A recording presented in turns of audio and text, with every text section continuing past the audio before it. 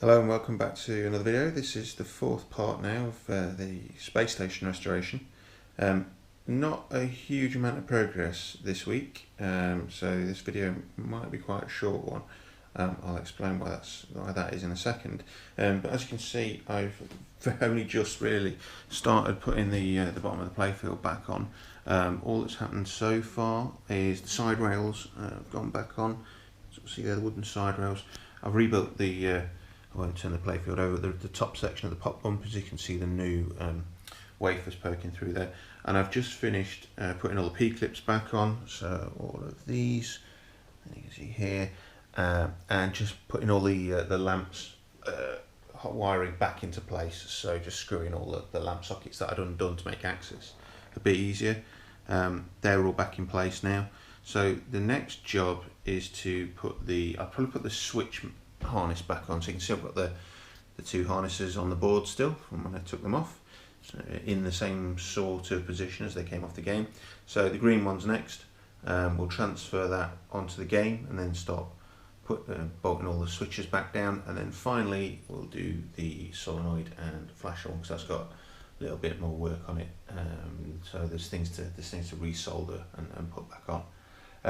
So like I say, not a huge amount of progress since the last video, and the main reason was I went on a bit of a pinball road trip to Europe to pick up a new game, which is a Bally Transport of the Rescue. Pretty rare game here in the UK. I couldn't actually find one. I've been looking for one for a while, couldn't find one in the UK. So this came from Belgium. I will be doing some videos on this at some point in the future, probably when I do very similar shop log like this, restoration videos, but I'll also do some gameplay as well. But yeah, next thing is put the switch harness back on, and we'll come back when I've done that. So I've made quite a bit of progress putting the bottom of the playfield back together. In fact, it's pretty much all done now. We'll have a bit of a close-up look in the middle, but you can see looking a lot more populated than it was before. All of the mechs have gone back on, drop target mechs. They're the vertical up kickers, the motors back in, pop bumpers have gone back on, all the boards as well, all the light boards are back on, and I fitted all of the LEDs, all the insert LEDs that I bought for the game.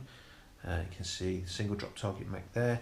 The only thing that's left sort of on the bottom of the playfield, I've put the flipper base plates back on, you can see this there and there. But the final job is to actually rebuild the flipper. So I've got new parts. Still need to replace that coil just there with the new one that I've got, and some switches and stuff. But literally, that is the final job on the playfield in this position. And I think what will happen after that is I will put it back in the cabinet to carry on working on it. I have, while it's been out as well, while I've been doing this, I also done a little bit of work on the cab itself. So we'll have a quick look at that. So the bits that have been done on the cabinet, so if you remember from a previous video, the shooter rod on the end here had mushroomed out, so that's all been filed down and filed back, so that's a lot better than it was. Took that and just give it a bit of a clean up. The other major job was to replace the cabinet switches. So again, if you remember before, this one in particular had a really bad vibration on it. This top leaf would vibrate and it was causing the flippers to activate when they shouldn't have done. This has been replaced with new cabinet switches, so one on that side and again on that side there, so there, and they're loads better than the ones that were in there, so that's all good. And I think that's about it for the cabinet. Oh, and I've also you can't see them because the translight's in, but I've also put LEDs in the back box as well, so they've all been sorted. There's a lot of flashes in the back box, and there's lots of 906 flashes, but they've all been replaced with brand new. So the cabinet is pretty much ready. Oh, actually, there was one more thing I did. Again, the cabinet had a few mods in, so it had the actual flipper buttons that were in the game originally, with these sort of translucent ones with LEDs inside them that lit up, and they were all sort of not very well wired in to the existing stuff. I've taken all of that out. I had a quick look at them. I was thinking about keeping them, but when I actually looked at them more closely, they weren't that great.